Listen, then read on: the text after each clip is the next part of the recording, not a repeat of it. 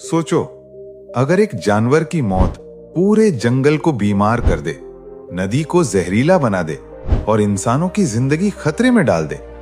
आज amazing world पर हम आपको दिखाएंगे 10 ऐसे जानवर जिन्हें मारना भारत में सिर्फ गुनाह नहीं, कानूनन जुर्म है। हर जानवर के पीछे एक कहानी है, एक वजह है और एक सख्त कानून है। वीडियो अंत तक देखना, क्योंकि आखिरी जानवर आपकी सोच बदल देगा।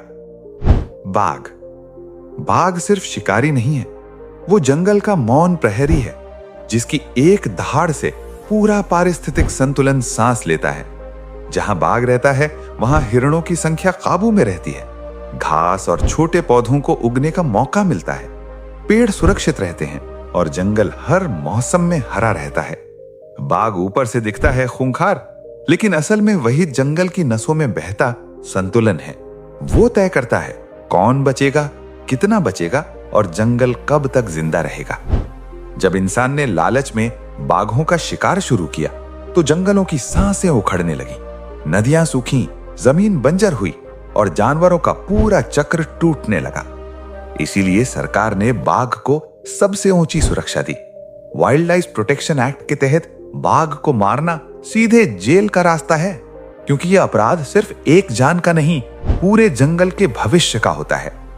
याद रखो, एक बाघ मरता है तो सिर्फ जंगल नहीं, धरती का संतुलन कराहता है। और जब जंगल कराहता है, तो इंसान की बारी ज्यादा दूर नहीं होती। हाथी चलता है तो जंगल में रास्ते बनते हैं। वो रास्ते सिर्फ पैरों के निशान नहीं होते, वो पानी, जानवरों और जीवन के लिए नई राहें खोलते हैं। जहां हाथी रुकता है, वहां गड्ढे बनते हैं, बरसात का पानी ठहरता है और सूखे समय में वही पानी कई जिंदगियों को बचाता है। हाथी जंगल का भार नहीं, जंगल की रीढ़ है। वो बीज फैलाता है, पेड़ों को बढ़ने का मौका देता है और सदियों से प्रकृति का संतुलन संभाले हुए है। लेकिन इंसान ने हाथी को उसकी ताकत के लिए नहीं, उसके दांतों के लिए मारा। लालच ने उसकी शांति को खून में बदल दिया और उसे विलुप्ति के कगार तक धकेल दिया। जब हाथी घटने लगे, तो जंगल सिकुड़ने लगे, नदियां सूखी, जमीन बंजर हुई और जानवरों का पूरा चक्र टूटने लगा। इसीलिए आज सरकार ने हाथी को सबसे ऊंची सुरक्षा दी। वाइल्ड लाइफ प्रोटेक्शन एक्ट के तहत हाथी को मारना सीधे जेल का रास्ता है, क्योंकि यह अपराध सिर्फ एक जान का नहीं, पूरे जंगल के भविष्य का होता है। याद रखो, एक हाथी मरता है तो सिर्फ जंगल नहीं, धरती का संतुलन कराहता है। और जब जंगल कराहता है, तो इंसान की बारी ज्यादा दूर नहीं होती। गेंडा शांत जानवर है, न वो हमला करता है, न किसी से दुश्मनी रखता है। वो बस अपने जंगल में खामोशी से जीना जानता है। लेकिन उसकी एक सींग उसके लिए ताकत नहीं, अभिशाप बन गई। झूठी दवाइयों और अंधविश्वास के लालच में इंसान ने उसे निशाना बनाया और निर्दोष खून मिट्टी में मिला गया। जिस जानवर ने प्रकृति से कुछ नहीं छीना, उसी से सब कुछ छीन लिया गया। धीरे धीरे गेंडे कम होते गए और आज वो इंडेंजर्ड की सूची में खामोश चेतावनी बनकर खड़ा है। इसीलिए कानून ने साफ कहा, अब नहीं, अब लालच की कोई जगह नहीं, अब प्रकृति को और कुर्बानी नहीं देनी होगी। गेंडे को मारना या उसे नुकसान पहुंचाना सख्त सजा वाला जुर्म है, क्योंकि यह अपराध सिर्फ एक जान का नहीं, पूरी प्रजाति के खत्म होने का होता है। याद रखो, जब एक गेंडा घिरता है, तो धरती एक और संतुलन खो देती है। मोर सिर्फ सुंदर नहीं, ये भारत की शान है।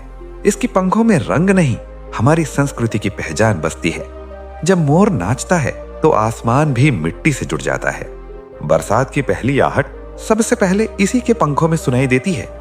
लेकिन कानून की नजर में मोर सजावट नहीं, संरक्षण का प्रतीक है। एक पंख तक रखना गैर कानूनी है, क्योंकि अगर पंख की इजाजत मिली, तो लालच को रास्ता मिल जाएगा और शिकार फिर से शुरू हो जाएगा। इसलिए मोर को सबसे सख्त सुरक्षा दी गई है। मोर को मारना, पकड़ना या नुकसान पहुंचाना सीधे जेल और जुर्माने की वजह है। कानून साफ कहता है, मोर बचेगा तो परंपरा बचेगी, प्रकृति बचेगी और भारत की शान जिंदा रहेगी। सांप देखकर इंसान पहले मारता है, बाद में सोचता है। डर आंखों पर पर्दा डाल देता है और समझ हाथ उठाने से पहले जाग नहीं पाती। लेकिन क्या आप जानते हैं, दुनिया के करीब 90% सांप जहरीले नहीं होते। वे हमला नहीं करते जब तक उन्हें उकसाया न जाए। सांप खेतों के रक्षक हैं। जहां सांप रहते हैं वहां चूहे काबू में रहते हैं, फसलें बचती हैं, अनाज सुरक्षित रहता है और किसान की मेहनत जिंदा रहती है। सांप इंसान के दुश्मन नहीं, प्रकृति के संतुलन का जरूरी हिस्सा है। अगर सांप खत्म हुए तो चूहे बढ़ेंगे, बीमारियां फैलेंगी और खेती पर खतरा बन रहेगा। इसीलिए कई प्रजातियों के सांपों को मारना या उसे नुकसान पहुंचाना कानूनन अपराध है। कानून डर को नहीं, ज्ञान को बढ़ावा देता है। याद रखो, डर से किया गया वार हमेशा गलती होता है। बचाव डर से नहीं, ज्ञान से करो। उल्लू को अशुभ कहा गया, जबकि असल में वो सबसे शुभ है। अंधेरे में देखने वाली आंखें भय की नहीं, बुद्धि की पहचान है। उल्लू किसान का दोस्त है। जब दुनिया सोती है वो जागता है। रात के सन्नाटे में खेतों की रखवाली करता है, चूहों और कीटों को काबू में रखता है। फसलें बचती हैं, अनाज सुरक्षित रहता है और किसान की मेहनत जिंदा रहती है। उल्लू इंसान के दुश्मन नहीं, प्रकृति के संतुलन का जरूरी हिस्सा है। अगर उल्लू खत्म हुए तो चूहे बढ़ेंगे, बीमारियां फैलेंगी और खेती पर खतरा मंडराएगा। इसलिए अब कानून ने साफ कहा, बस बहुत हुआ।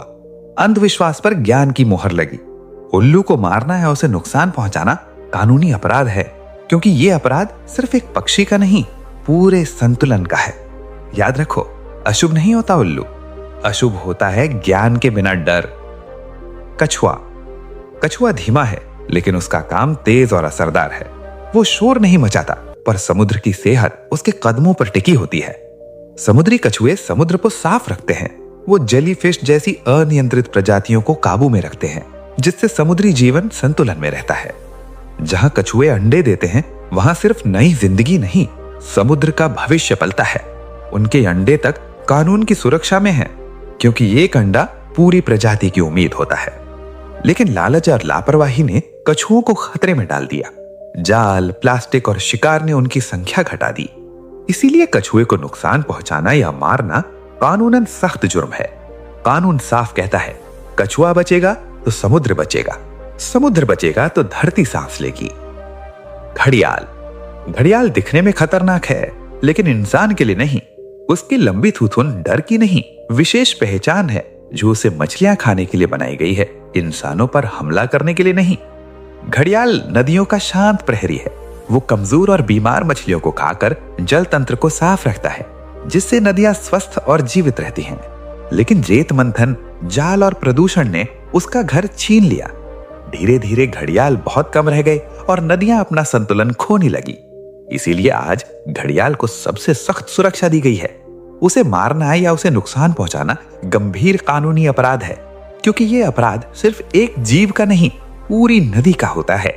याद रखो, घड़ियाल बचेगा तो नदी बचेगी और नदी बचेगी तो जीवन बचेगा। तेंदुआ शोर नहीं करता, उसकी ताकत खामोशी में बसती है। वो जंगल में दिखता कम है, लेकिन उसका असर हर जगह महसूस होता है। तेंदुआ कमजोर, बीमार और असंतुलित जानवरों का शिकार करता है, ताकि झुंड मजबूत रहे और बीमारी फैलने से पहले रुक जाए। वो जंगल का छिपा हुआ रक्षक है। उसके बिना शाकाहारी जानवर बेलगाम बढ़ते हैं, पेड़ और पौधे नष्ट होते हैं और पूरा संतुलन डगमगा जाता है। इसलिए तेंदुआ मारना सिर्फ एक जानवर को नहीं, पूरे सिस्टम को मारना है। यह अपराध प्रकृति की रीढ़ पर सीधा वार है। कानून इसकी इजाजत नहीं देता। तेंदुआ संरक्षित है और उसे मारना गंभीर कानूनी अपराध है। डॉल्फिन, जहां डॉल्फिन है वहां नदी जिंदा है। भारत में डॉल्फिन को नदी की देवी माना गया है। डॉल्फिन मरती है तो समझो नदी मर रही है। इसीलिए डॉल्फिन को मारना कानूनन गंभीर अपराध है। अब सवाल आपसे है, क्या जानवर खतरा है या हमारा लालच? अगर आपको लगा ये जानवर जीने के हकदार हैं, तो वीडियो को शेयर करो, अमेजिंग वर्ल्ड को सब्सक्राइब करो, क्योंकि प्रकृति बचेगी तभी इंसान बचेगा।